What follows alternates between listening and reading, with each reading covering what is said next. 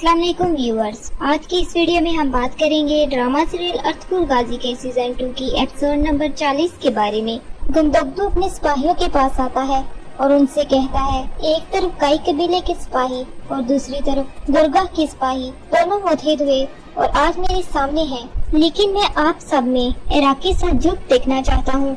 उन सब के अबाओ अजदाद एक ही हैं, एक ही खानदान से ताल्लुक रखते हैं, लेकिन उनके साथ क्या हुआ? उन्होंने एक रियासत की बुनियाद रखी, लेकिन वो रियासत कायम होने के बाद वो तकसीम हो गए।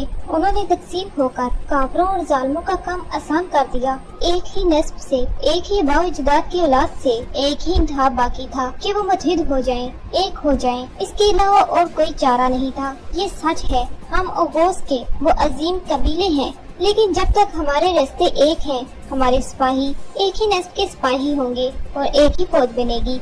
आज के बाद हम एक ही कबीले के सिपाही होंगे। हमारे अबाओ अजदाद और वो उनके बहादुर जवानों, इस्लाम नाकाबिल तस्खीर है या गाजी या शहीद, मंगोलों के खिलाफ हम ऐसे ही शहादत को देखेंगे। समझ गए? जिस पर तमाम सिपाही गंदगदू की हाँ में हाँ मिलाते हैं और उधर गोपचे की शादी की तैयारियां भी शुरू हो जाती हैं और गोपचे को उसकी शादी के कपड़े दिखाए जाते हैं।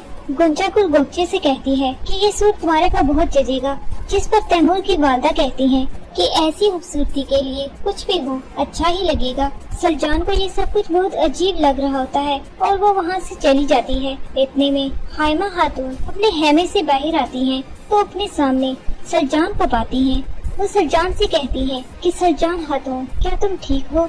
सलजान खातून कहती हैं कि मैं अपने प्यारों को खुश देख रही हूँ, मुझे अल्लाह से और क्या चाहिए? अपनी बहन और शोहर के लिए मैं उससे बेहतर और क्या चाहूँगी? ये कहकर वो वहाँ से चली जाती है। व्यूअर्स, आगे आप देखेंगे अब्दुर्रहमान नयान के कबीले से छुपकर एक गार में आता है और वहाँ काई कबीले के एक सिपाही को कहता है कि कबीले जाओ और अर्तुगरुल भाई को इत्तला दो।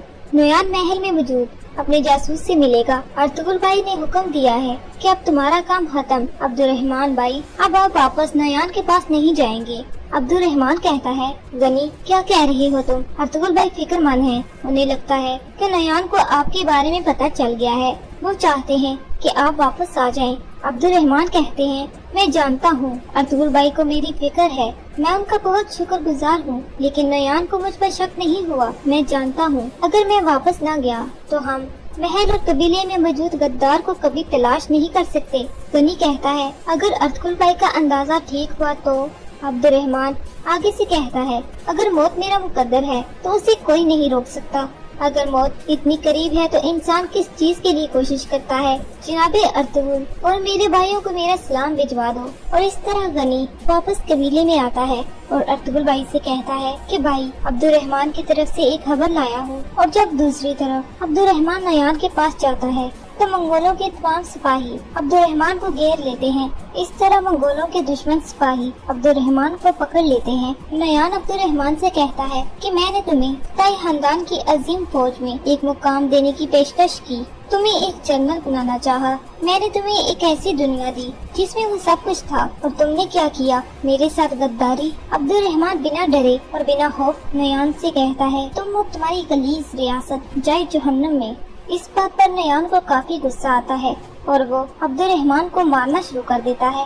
नयान उसे मारते हुए कहता है कि मैं इसका और अर्तुगरुल दोनों का सर कबीले के बाहर नेज़े पर देखूंगा।